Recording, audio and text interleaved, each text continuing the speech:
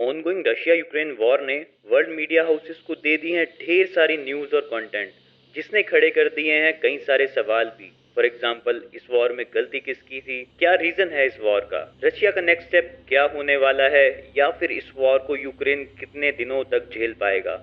But इन्हीं सब में एक सवाल जो आजकल बहुत ट्रेंडिंग हो रहा है कि कौन है ये इंसान जो एक सुपर पावर के सामने अकेला खड़ा हो गया, कौन है व्लादिमीर ज़ेलेंस्की और क्या है उनका पॉलिटिकल और पर्सनल बैकग्राउंड। तो दोस्तों, आपने कई सारे आर्टिकल्स पढ़ लिए होंगे इस वॉर के बारे में। इंटरनेट में तमाम ऐसे वीडियोस हैं इस ऑनगोइंग वॉर के बारे में जिन्हें आप शायद विजिट कर चुके होंगे। साथ ही रशिया के सबसे फेमस फिगर व्लादिमीर पुतिन, जिनका एक बहुत लंबा चौड़ा पॉलिटिकल कैरियर रहा है, उनके बारे में भी आप कई बार सुन चुके होंगे। लेकिन आज के वीडियो में हम बात करने वाले हैं एक ऐसे शख्स की जो इस वॉर में दुनिया के सामने एक बड़ा चेहरा बन के उभरा है। जी हाँ दोस्तों, हम बात करने वाले हैं यूक्रेन के प्रेसिडेंट वोलोदिमीर ज़ेलेंस्की के बारे में। जैसा कि आप लोग ये जानते हैं कि यूक्रेन पार्ट रहा है फॉर्मर यूएसएसआर का। 1991 में यूएसएसआर के डिसोल्यूशन या फिर जिसको हम कहें विभाजन होने के बाद रशिया समेत 15 देशों का निर्माण हुआ, जिनमें यूक्रेन भी शामिल था। इसके आसपास Russia, Belarus, Moldova, Romania, Poland, Slovakia, Hungary जैसे कई देश हैं जो सब यूरोप का पार्ट हैं। ये तो बात है यूक्रेन की सराउंडिंग्स की। तो चलिए मिस्टर प्रेसिडेंट ऑफ यूक्रेन के बारे में बात करते हैं। मिस्टर ज़ेलेंस्की का पूरा नाम है वोलोदिमीर ओलेक्सेंद्रोविच ज़ेलेंस्की और ये 25 जनवरी 1978 में यूक्रेनियन कैपिटल कीव में पैदा हुए थे, जहां इनके फादर एक प्रोफेसर और कंप्यूटर साइंटिस्ट थे, वहीं इनकी मदर एक इंजीनियर थी। साथ ही बता दें, इस वॉर से इनका नाता आज का नहीं है, ये काफ़ी पुराना है, क्योंकि इनके ग्रैंडफादर वर्ल्ड वॉर 2 में रशिया की रेड आर्मी में ऑफिसर थे। 20 मई 2019 को ज़ेलेंस्की को यूक्रेन का 6th प्रेसिडेंट चुना गया। गजब बात यह है कि इससे पहले इनका पॉलिटिकल बैकग्राउंड और इनका पॉलिटिकल कैरियर लगभग ना के बराबर था। तो प्रेसिडेंट बनने से पहले कौन थे ज़ेलेंस्की, क्या था ज़ेलेंस्की का ऑक्यूपेशन। अगर हम कहें कि प्रेसिडेंट बनने से पहले भी वो यूक्रेन के एक तरीके से प्रेसिडेंट ही थे। क्यों, चक्कर खा गए ना। दरअसल ज़ेलेंस्की एक बहुत उम्दा एक्टर, कॉमेडियन और प्रोड्यूसर थे, जिन्होंने कई यूक्रेनियन टीवी शोज और मूवीज में लीड रोल्स निभाए हैं। इन्होंने क्वार्टरल 95 नाम से एक प्रोडक्शन कंपनी भी खोली, जो यूक्रेन की कुछ सबसे बड़ी एंटरटेनमेंट कंपनीज में से एक है। सबसे पहले बात करते हैं उनके फेमस टीवी सीरीज की, जिसका नाम है सर्वेंट ऑफ द पीपल, जो 3 पार्ट्स में 2015 से लेके 2019 के बीच में ब्रॉडकास्ट हुई। ये कहानी है एक हाई स्कूल हिस्ट्री टीचर की, जिनका पॉलिटिकल करप्शन पे बनाया एक वीडियो वायरल हो जाता है और इवेंचुअली उसे ही बना दिया जाता है देश का प्रेसिडेंट। ये कहानी उनके पॉलिटिकल कैरियर से काफी मिलती जुलती है ना। इनके द्वारा निभाया गया ये कैरेक्टर उतना ही एंथुसियास्टिक, उतना ही पॉजिटिव है जितने रियल लाइफ में ज़ेलेंस्की नजर आते हैं।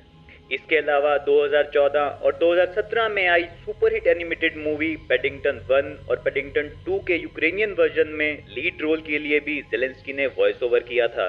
17 साल की उम्र से ही ज़ेलेंस्की ने एंटरटेनमेंट बिजनेस की तरफ रुख कर दिया था। उसके बाद उन्होंने love in the big city, office romance, our time, 8 first dates, servant of the people, Paddington, love in Vegas, स्वेती, dancing with the stars, I you he she आदि जैसे कई मूवीज और शोज में काम किया। As an actor Zelensky Ukraine and neighbouring countries में काफ़ी पॉपुलर हुए और यही पॉपुलैरिटी काम आई उन्हें रियल प्रेसिडेंट कैंपेन्स में। मार्च 2018 में क्वार्टल 95 कंपनी ने एक पॉलिटिकल पार्टी को रजिस्टर किया और पार्टी का नाम रखा गया सर्वेंट ऑफ द पीपल। इसी नाम से चल रहा ज़ेलेंस्की का शो यूक्रेन में धूम मचा रहा था। ज़ेलेंस्की यूक्रेनियन के हर घर में अपनी पहुंच बना चुके थे। पहले तो ज़ेलेंस्की ने किसी भी इलेक्शन में पार्टिसिपेट करने से इनकार कर दिया था, लेकिन कुछ टाइम बाद ही इसके लिए उन्होंने हामी भर दी थी। जब ज़ेलेंस्की ने अपना नाम प्रेसिडेंशियल कैंडिडेट के लिए आगे किया तो हर कैंपेन में इन्हें बहुत सारा पब्लिक सपोर्ट भी मिला। इनका प्रचार करने का तरीका भी बहुत दिलचस्प रहा। इन्होंने ट्रेडिशनल वे में प्रचार करने की बजाय सोशल मीडिया और स्टैंड अप कॉमेडी का रास्ता चुना।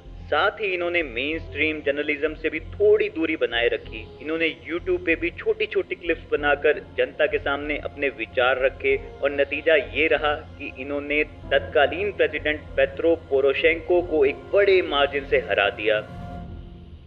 अपने कैंपेन के दिनों से ही एज अ प्रेसिडेंट कंट्री में क्या नई पॉलिसीज इंट्रोड्यूस करना चाहते हैं, ये उन्होंने वेरियस मीडियम से जनता के सामने रखना शुरू कर दिया था। एक इंटरव्यू के दौरान उन्होंने ये क्लियर किया कि यूक्रेन के लिए वो उस रास्ते को चुनना पसंद करेंगे जो यूक्रेनियन चाहते हैं। यूरोपियन यूनियन और नाटो में इंडक्ट होने के लिए उन्होंने सभी पॉसिबल रास्ते अपनाने का समर्थन किया, लेकिन शामिल होना या ना होना ये भी उन्होंने देशवासियों के ऊपर ही छोड़ा। उन्होंने देश में एक स्ट्रॉन्ग जुडिशियल सिस्टम की भी बात कही और बताया कि इकोनॉमिक स्टेबिलिटी और फॉरेन इन्वेस्टर्स को अट्रैक्ट करने के लिए इस सिस्टम की उन्हें सख्त जरूरत है। ज़ेलेंस्की ने प्रेसिडेंट बनने के बाद लगभग सभी डेवलपिंग कंट्री और प्रोग्रेसिव बायलैटरल रिलेशन के माध्यम से अदर कंट्रीज के साथ अच्छे रिलेशनशिप्स को रिस्टार्ट किया। इसमें Germany, India, United states, United kingdom, Brazil, Japan और तमाम डेवलप्ड और डेवलपिंग नेशन शामिल हैं। तो दोस्तों, ये तो था ज़ेलेंस्की का पॉलिटिकल और पर्सनल कैरियर। चलिए अब बात करते हैं रशिया यूक्रेन रिलेशन की, या यूं कहें कि पुतिन ज़ेलेंस्की रिलेशंस की। यूएसएसआर के डिसोल्यूशन के बाद से ही इन दोनों देशों में भी हर देश की तरह सीमाओं और कुछ विशेष एरियाज को लेके विवाद चल रहा था। इसमें खासकर डोनबास में चला आ रहा विवाद भी शामिल था। यूक्रेन के हिसाब से डोनबास में रशिया सेपरेटिस्ट का एक मूवमेंट चला रहा है, जिससे यूक्रेन को इकोनॉमिकली और स्ट्रेटेजिकली काफी नुकसान हो रहा है। रशिया की माने तो डोनबास एरिया रशिया का ही है, जिसे वो किसी भी कीमत पर वापस चाहते हैं। कुछ मीडिया हाउसेस के हिसाब से ये कहा जाता है कि ज़ेलेंस्की की कंपनी ने एक प्रेसिडेंट बनने से पहले यूक्रेनियन आर्मी को डोनबास एरिया में स्पेशल एड के लिए 1 मिलियन ग्रिवियन यानी कि $34,000 की मदद की थी, जिसके चलते रशिया के कुछ आर्टिस्ट और पॉलिटिशियंस ने रशिया में इनके शोज पर बैन लगाने की बात की। हाल ही में रशिया ने यूक्रेन पर आरोप भी लगाया है कि वो डोनबास में रशिया के खिलाफ मिलिट्री ऑपरेशंस की तैयारी कर रहा है। प्रेसिडेंट बनने के बाद इन्होंने डोनबास में चल रहे संघर्ष को रोकने के लिए जुलाई 2019 में पहली बार रशियन प्रेसिडेंट पुतिन से टेलीफोनिक कन्वर्सेशन भी की, जिसमें मेडिएटर के तौर पे जर्मनी और फ्रांस का सपोर्ट भी मांगा गया। ये बात बहुत आगे तक नहीं चली और डोनबास में स्थिति जैसे की तैसी बनी रही। जनवरी 2020 में ज़ेलेंस्की ने सेपरेटिस्ट के साथ एक फॉर्मल सीज फायर अनाउंस की, जो कि इंडिया पाक बॉर्डर सीज फायर की तरह ही वायलेटेड होती रहती है।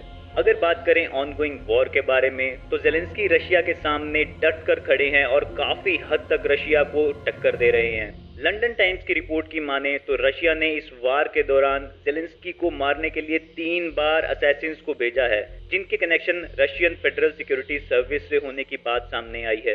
रशियन मीडिया द्वारा ये बात भी फैलाई गई कि वॉर शुरू होते ही प्रेसिडेंट ज़ेलेंस्की देश छोड़कर भाग गए हैं, लेकिन अगले ही दिन ज़ेलेंस्की द्वारा वॉर फील्ड से कई वीडियोज और फोटो शेयर की गई, जिसमें उन्होंने अपने देश को एकजुट रहने की बात की और रशिया को दो टूक जवाब भी दिया। एट प्रेजेंट ज़ेलेंस्की ने लगभग सभी देशों से यूक्रेन के लिए मदद मांगी है। इसमें US, UK, Germany, Italy, China, France, EU और सभी ऑफिशियल इंटरनेशनल ग्रुप्स शामिल हैं। हालांकि कुछ देशों ने कन्वर्सेशन लेवल पे सपोर्ट करने की बात की है, लेकिन मिलिट्री ऑपरेशंस में न्यूट्रल रहने की बात की है।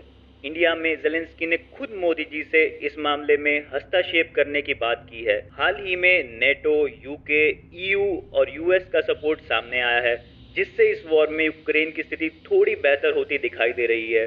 साथ ही रशिया के खिलाफ रशिया सहित कई देशों ने प्रोटेस्ट चालू कर दिया है। रशिया में अपने देश के खिलाफ प्रदर्शन कर रहे लोगों को डिटेंशन दिया गया है। वर्ल्ड वाइड मीडिया हाउसेज में इस टाइम पुतिन वर्सेस ज़ेलेंस्की एक अलग ही विषय चल रहा है। कौन सही है कौन गलत, इससे ऊपर क्या सही रहेगा फ्यूचर के लिए, इस बारे में लोगों ने बात करना शुरू कर दिया है। अभी हाल ही में यूरोपियन यूनियन को एड्रेस करते हुए ज़ेलेंस्की ने स्पीच दी, जिसके रिगार्ड में यूरोपियन यूनियन पार्लियामेंट ने उन्हें स्टैंडिंग ओवेशन दी। ऐसे ही यूके की पार्लियामेंट ने भी डेमोक्रेसी और फ्रीडम की लड़ाई लड़ने के लिए सपोर्ट करते हुए उन्हें स्टैंडिंग ओवेशन दी है। इन सभी के चलते वोलोदिमीर ज़ेलेंस्की को वर्ल्ड वाइड बहुत सिंपैथी और सपोर्ट मिलना शुरू हो गया है। वो यूक्रेन के इतिहास में सबसे बड़े वॉर टाइम प्रेसिडेंट के रूप में उभर कर सामने आए हैं। हम सभी यही उम्मीद करते हैं कि इस हार्ड टाइम में, जो कि पूरी दुनिया को डायरेक्टली और इनडायरेक्टली अफेक्ट कर रहा है, ये जल्दी ही ओवर हो जाए। आई होप आपको ये वीडियो अच्छा लगा होगा तो इस वीडियो को शेयर कीजिए, ताकि ये इन्फॉर्मेशन इस महान आदमी के बारे में दुनिया तक पहुंच पाए। फिर से मुलाकात होगी नई इन्फॉर्मेशन के साथ नए वीडियो में। तब तक के लिए take care, bye bye, sayonara.